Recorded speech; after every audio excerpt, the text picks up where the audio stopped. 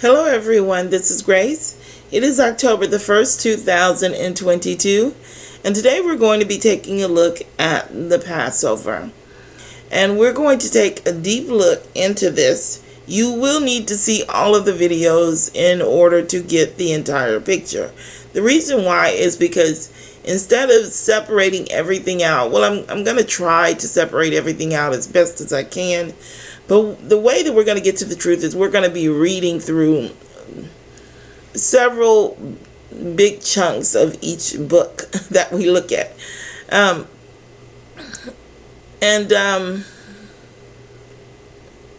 so a lot of the stuff is going to be repeated as we read through these sections rather than break up each scripture into parts.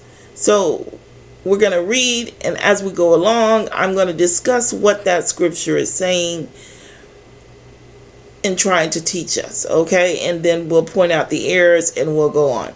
You should be able to see it better this way. But because of that, there's going to be a lot of repetition throughout each video, however many videos it takes us. So let's go ahead and get started, and we're starting in Exodus 12. So let me tell you that one of the first pictures I'm going to try and paint is to show you is that one, there was a purification period. There's a lot, there's so many things to cover here. I've already spoken, if you saw the videos on Leviticus, that there was a purification period. But there is a purification period for the living saints, representing the 144,000, and then there is a purification for the dead. The purification for the living saints is done before the holiday. You need to be cleansed before the holiday, because the holiday, the Feast of Unleavened Bread and the Feast of Tabernacles, that represents the purification period for the dead. After they're resurrected at the end, this is a little tricky, at the end of the millennium, then there's a 7-day purification period that they will go through. That's why each of those two holidays is 7 days. And that's why there's no 7-day holiday for the 144,000, because they're resurrected as living saints. Okay? So the living saints have their 7 days. The dead have their 7-day purification, which is separate. So another thing, the other stuff I think I'll point out as we go along. We'll stick with the original plan for everything else. And the Lord spake, well, maybe, there may be some other things I have to tell you later. And the Lord spake unto Moses and Aaron in the land of Egypt, saying, This month shall be unto you the beginning of months. It shall be the first month of the year to you. Speak ye unto all the congregation of Israel, saying, In the 10th day of this month they shall take to them every man a lamb according to the house of their fathers, a lamb for a house. I forgot to change the font. Of course, this is not correct. The 10th day of the month began the purification of the living saints. It went from the 10th until between even on the 15th. So the 10th through the 16th. Okay? When I say the 16th, I am going to always mean between even on the 15th. Okay? I hope you know what I'm speaking of. Between even is at the end of the previous day. Okay? At even is at the beginning of that day. And there's a difference. I may mix it up. Just use your logic if I do mix it up, because I won't be too far off. So, saying on the 10th day of the month, they shall take unto them every man a lamb, according to the house of their fathers, a lamb for a house. This did not happen. The 10th day, they selected one lamb. One lamb was selected for everyone. So let's mark this, and we're going to go to 2 Chronicles, and we're going to look at something that should make it a little bit clearer to you that it was just one lamb. So I was reading through 2 Chronicles, and I think I read this with you guys. I didn't notice it at the time that I read it with you. But let's read through what they're saying here again. This is when Hezekiah held a Passover. He held the Passover during the second month because the priests cleansed the temple after it was too late to hold it in the first month. Let's go look at that. I can't remember if I looked at that with you or not. I don't recall. But before we look at this, let's go back and look at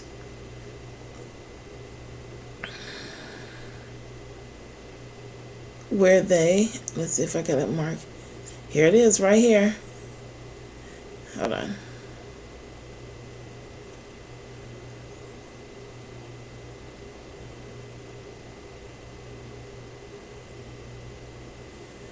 Where does he? Here we go. My sons, be not negligent, for the Lord hath chosen you to stand before him, to serve him, that ye should minister unto him and burn incense. So this is Hezekiah giving a charge to the priests to go and clean the temple of God. Then the Levites arose, and it tells you all of the names of the families. And they gathered their brethren and sanctified themselves, and came according to the commandments of the king by the word of the Lord to clean the house of the Lord. And the priests went in to the inner parts of the house of the Lord to clean it, and brought out all the uncleanness that they found in the temple of the Lord, in the courts of the house of the Lord. And the Levites took it to carry it out abroad unto the brooks of Kidron. Now they began on the first day of the month to sanctify. And on the 8th day of the month came they to the porch of the Lord. So they sanctified the house of the Lord in 8 days. And on the 16th day of the first month they made an end. So why is it 16 days instead of 8? Because there were 7 days to sanctify themselves. I should have highlighted it.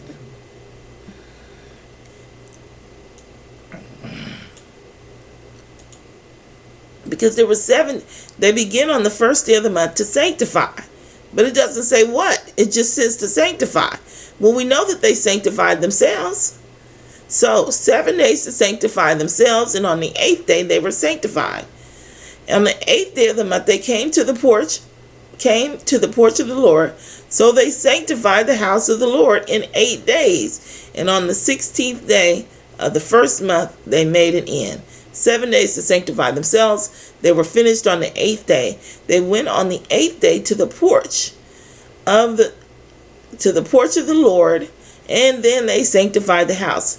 In 7 days they were finished cleaning the house of the Lord, and on the 8th day, 16 days later of the first month, they were finished. Then they went to Hezekiah and told him, and I think I might have marked it here for myself here. And Hezekiah commanded to offer the burnt offerings upon the altar.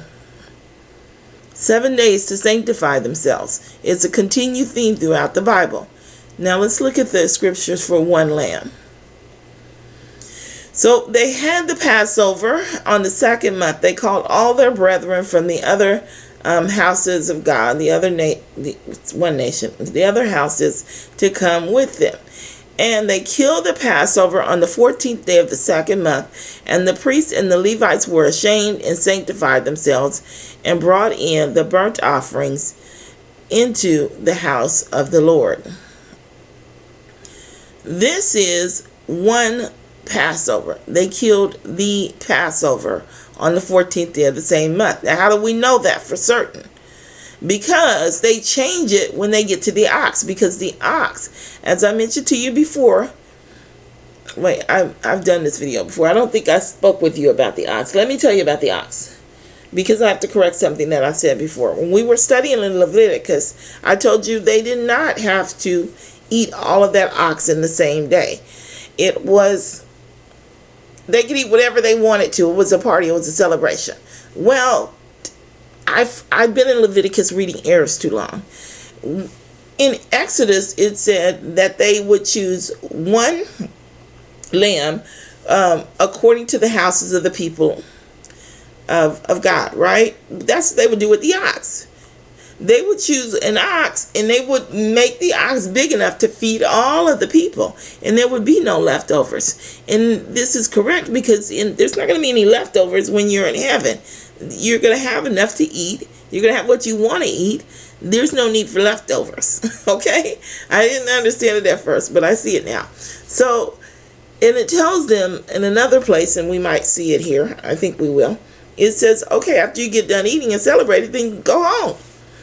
Right? You don't have to worry about the leftovers and all of that. So, there were several oxes that were killed so that everyone could feast. There wouldn't be any leftovers. They just chose the oxes and only killed enough for each person to eat what they needed to survive or what they needed to party with. No leftovers. But anyway, back to this. So here it says they killed the Passover on the 14th day of the second month. And they stood in their place after their manner according to the law of Moses, The man of God, the priest sprinkled the blood which they received of the hand of the Levites. There was no sprinkling of blood. For there were many. I'm thinking the sprinkling of blood is starting to mean something else.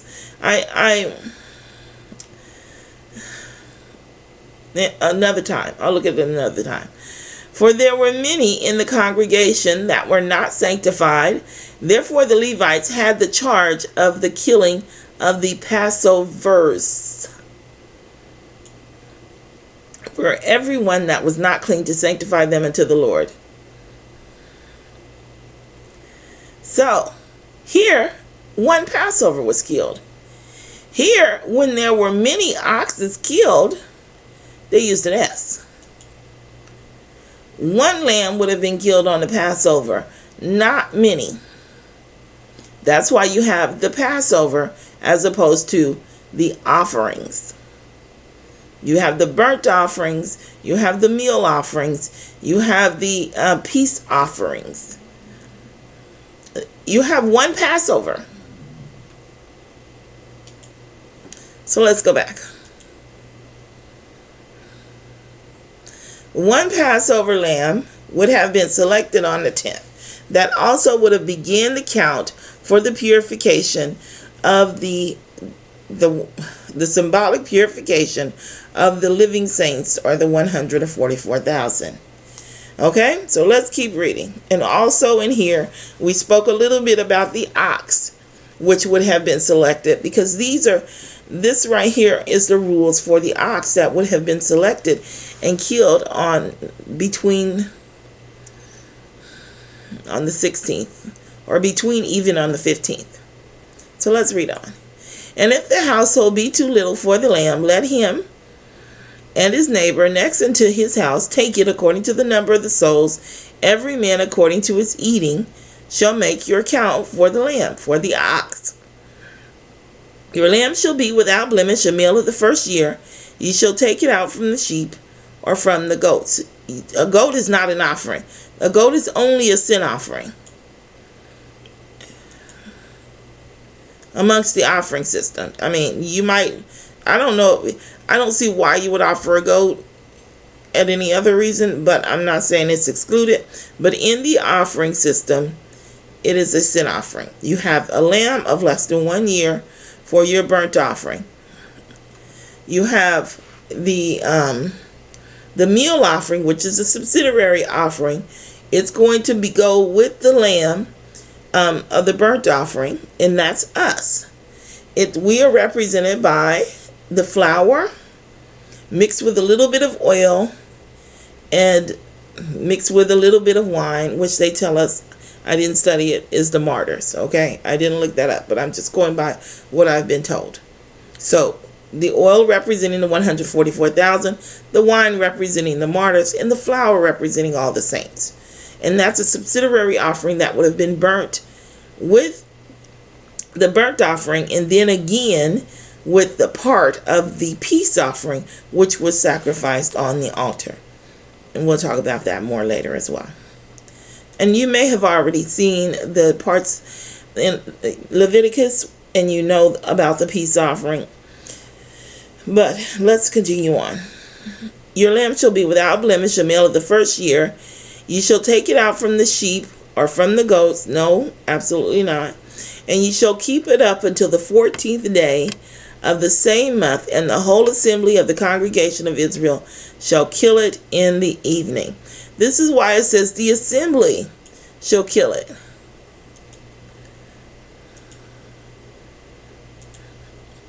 Instead of the people. The people would kill their own ox. The Levites couldn't kill all those animals. They would kill their own ox, and they would take those parts to the people, to the Levites. I suppose they could have killed them. Maybe they did. Let me think about it some more. I don't know.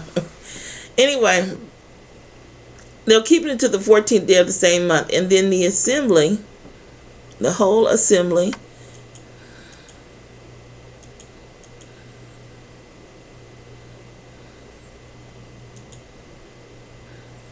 this is representing the Levites now. Assemblage, we've already spoken of this word once before, 69:51. These are the leaders of the congregation of Israel shall kill it when between evening.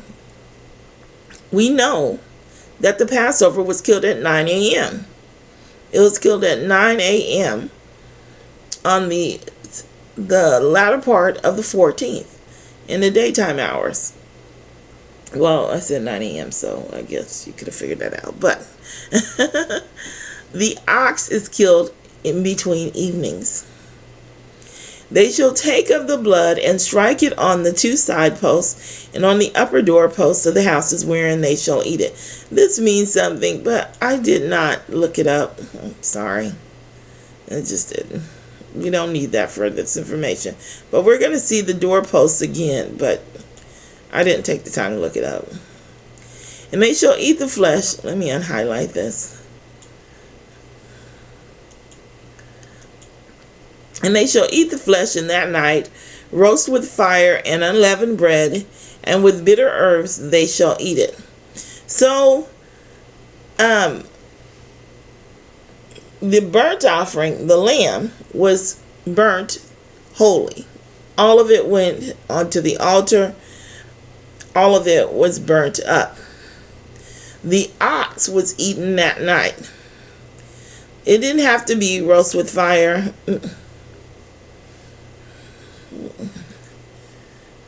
I actually never considered it because I've always thought of that as being the part for the lamb.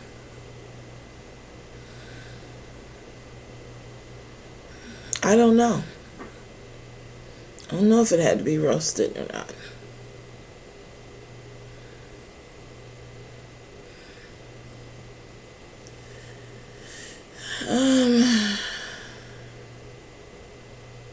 Yeah, I don't know if it had to be roasted. We'll have to leave that. Because I know in Hezekiah's account of his Passover, it says they sawed in some in pots and stuff like that. So I'll have to look for some more scriptures to verify whether or not this is true of the ox. But it was roasted, and then it was eaten with unleavened bread and bitter herbs. Eat not of it raw, nor solid at all with water, but roast with fire his head with his legs and with the purtenance thereof. Okay, we know that's not true, because the purtenance is the inwards, and the inwards were roasted on the fire. So this part is not true. The part before the semicolon is likely true then, since they put their little powerful semicolon here. So this part would be the truth. So they did have to roast it. So in the account in Hezekiah, where it says that they soddened it with water and boiled it in pots, that would probably be the untruth, and the ox would have been roasted over fire. Mind you now, I don't know this for sure because I'm just now considering this. But we know that they separate their lives with their little semicolons and their colons. So it's likely that this part was the actual truth that they connected to the lie. Doesn't have to be. I'm just considering it. We'll continue on because we don't know for sure. But that seems like it's far more likely to be the truth. And ye shall let nothing of it remain until the morning, and that which remaineth of it until the morning ye shall burn with fire. Nothing would remain. Nothing would remain. And thus ye shall eat it, your loins girded, and your shoes on your feet, and your staff in your hand, and ye shall eat it in haste. It is the Lord's Passover. Well, you are going to eat it in haste, but haste does not mean haste. Haste means some sort of a celebration. I haven't looked it up, but I know the word. Let me mark this, because there is, I know the scriptures. It's Numbers 33:3. Let's go there. I know the one scripture. And they departed from Ramses in the first month, on the 15th day of the first month.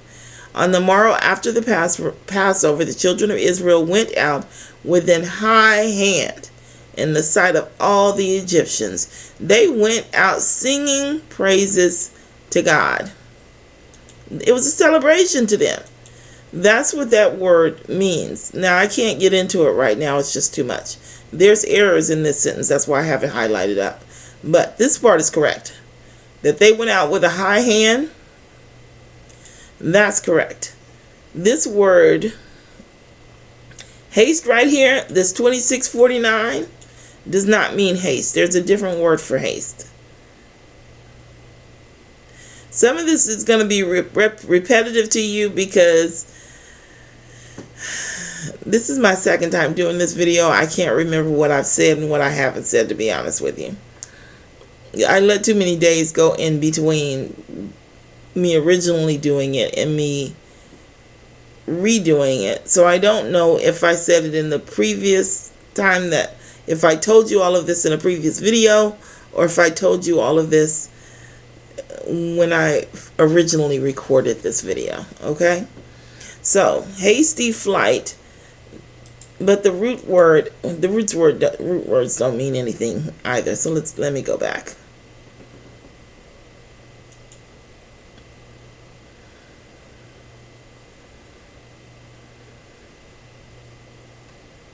Haste.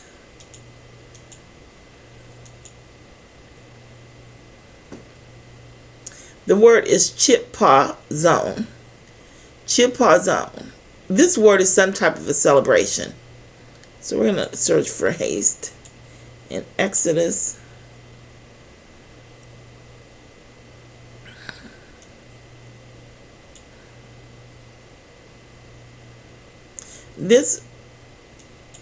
Hold on. This is the actual word for haste. It's 4116.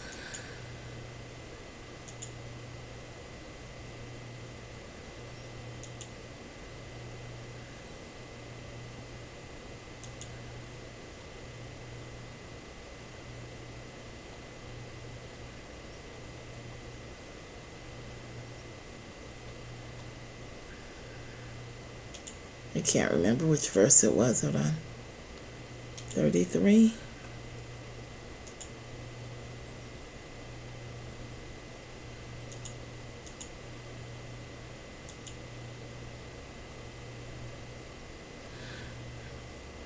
To be liquid, flow easy, that is by implication to hurry in a good or bad sense. That's what this is the real word for haste. This is something that they just changed the meaning of. It means to sell. It's some type of celebration. If you look into the, if you break down the syllables of the word and you look them up, and compare them to other words that are similar, it's some kind of a celebration. Chipazon, if you break that down and look up each syllable, yeah, it's a celebration. Let me say one other thing about this up here. When I first saw that they had changed the Passover, I had a glaring problem even with my own understanding. I let it go, but it just didn't sit right with me. And it was because down here in Exodus 12:21. In Exodus 12:21 it says, "Then Moses called for all the elders of Israel and said unto them, Draw out and take you a lamb according to your families and kill the Passover." Now, I was under the understanding that there was one Passover lamb for each family at the time. I didn't understand there was one. And so when I saw this word draw out, let's look at this word.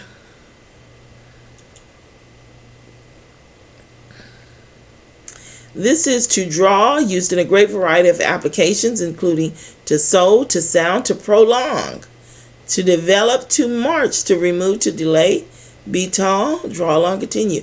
This is a parade. When he says draw out, he's saying march out in a parade-like fashion in front of the people. And take you a lamb according to your families and kill the Passover. And I thought to myself, now how in the world are they going to do that? They're going to draw out in a parade-like fashion to the first house and then kill that lamb, and then march out in a parade-like fashion to get to the second house and then kill that lamb. And then I thought, okay, well, maybe the people are anxious to be free. It wasn't logical. I let it go because I thought to myself, the excitement of being free would prolong that celebration. But how can you celebrate if you've only taken 2 steps to the next house and it's some sort of a parade where everyone is watching, and you go to the next house and then you kill that lamb, everybody's still standing there watching, and then you take 12 steps to the next house and it's a parade? No, there's one lamb that they marched about in a parade-like fashion for everyone to see. Exactly the same thing that happened when Jesus rode into Jerusalem. And they all saw them and they sung the praises. This is why Jesus said, if they didn't speak, then the rocks would cry out, because the picture had been drawn. There was a parade of the animal, of the lamb. So in real life, when they saw Jesus come in, riding upon the donkey, presented by the donkey, they started laying down palms and sheaves on the ground and laying their clothes down for him to walk into the temple of God, to walk in there, because the picture had been drawn. But I didn't understand it at the time. I let it go, even though it seemed very odd to me.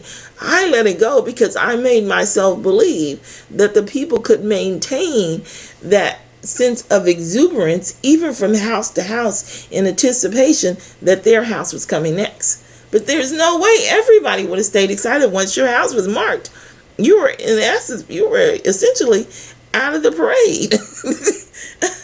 You might cheer for your neighbor, but how long could that go on? No, there was just one lamb that would have been marched in front of them. One lamb would have been selected for all of the people. So where we left? Where did we leave off at? 11.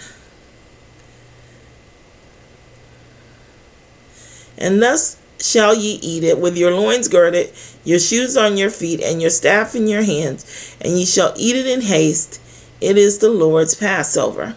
So they would march out the one lamb in front of the people before they killed it on the 14th. This, of course, is the ox, which they're calling the Lord's Passover. That would have been eaten on the 22nd, or the 21st at even. For I will pass through the land of Egypt this night, and will smite all the firstborn in the land of Egypt, both man and beast, and against all the gods of Egypt will I execute judgment. I am the Lord. So we're going to stop here. And we will pick up in the next video in the same verse. I thought we would cover more, but we're going to get through this. I will see you in the next video.